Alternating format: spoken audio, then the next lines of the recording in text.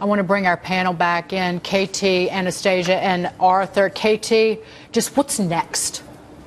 We have to expect more things like that. It's not over. And whoever thinks that the last weekend has shown us the peak of what we could expect for the next months to come, no, it's becoming more complicated. It's becoming probably even more messy if we do not come to terms as an alliance, as Western partners, as even including Russia. We need Russia also in this whole thing.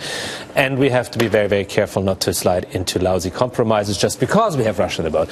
But the next couple of months will be a huge political challenge, a huge societal challenge, and a technological challenge for us as well. It's all of the things. They are getting better and better there, using social media, using the outreach, using surveillance methods, all the other things.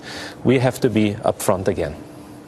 I think what's to come in the next months and frankly in the next years is this is not just a government issue, right? This is a corporate America issue as well. And we talked about cybersecurity. We talked about weapons. We talked about, explosive.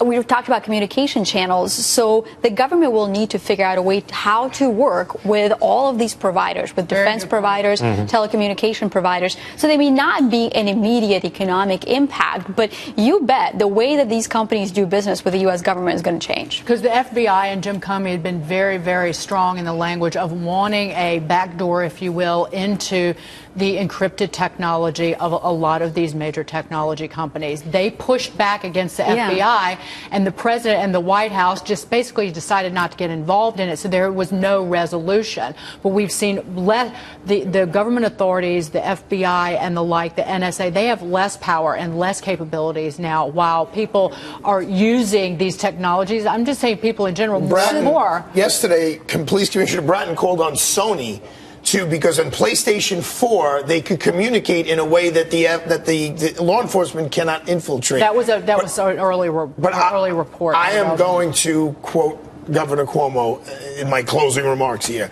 We need to protect America. That's our number one priority. But we need to do so without sacrificing the soul of America, our standards, our values. If we